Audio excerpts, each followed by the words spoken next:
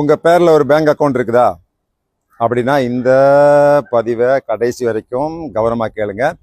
உங்கள் பேங்க் அக்கௌண்ட்டை நீங்கள் செல் அவுட் பண்ணுங்கள், இல்லாட்டி ரெண்ட் அவுட் பண்ணுங்கள், விற்பனை பண்ணிவிடுங்க. இல்லாட்டி அதை நீங்கள் எங்களுக்கு வாடகை கொடுங்க, உங்களுக்கு ஒரு கமிஷன் கொடுக்குறோம்.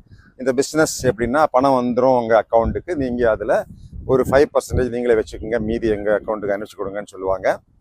1,00,000 ரூபா வந்ததுன்னா அவங்களுக்கு 5,000 ரூபா கமிஷன் கிடைக்கும். 10 லட்ச ரூபானா 50,000 ரூபா கமிஷன் கிடைக்கும். பிஸ்னஸ் நல்லா தான் போயிட்டுருக்கோம்.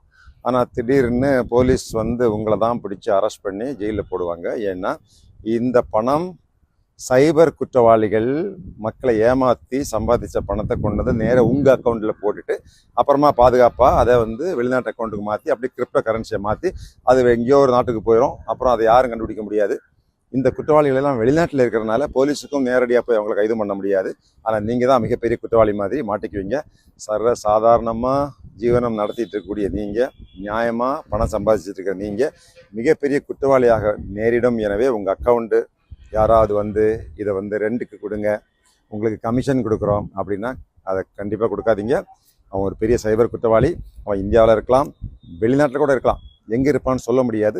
எனவே கொஞ்சம் உஷாராக இருங்க. பேங்க் அக்கௌண்ட் உங்கள் பர்சனல் அக்கௌண்ட், எந்த பணம் ஒருவேளை உங்கள் அக்கௌண்ட்டுக்கு பணம் வந்து விழுது 1000, 2000, 5000னா உடனே 1930 www.cybercrimes.gov.in இதில் உடனே ஒரு புகார் அளிச்சுட்டு பேசாமல் இருங்க. இல்லாட்டி உங்கள் அக்கௌண்ட்டை அவங்க பிளாக் பண்ணிடுவாங்க. இந்த சம்மந்தம் இல்லாமல் உங்கள் அக்கௌண்ட்டில் வரக்கூடிய பணத்தை நீங்கள் ஒரு பைசா கூட எடுக்காதீங்க. அது உங்களுக்கு பெரிய பாதகமாக போகும். கொஞ்சம் உஷாராக இருங்க.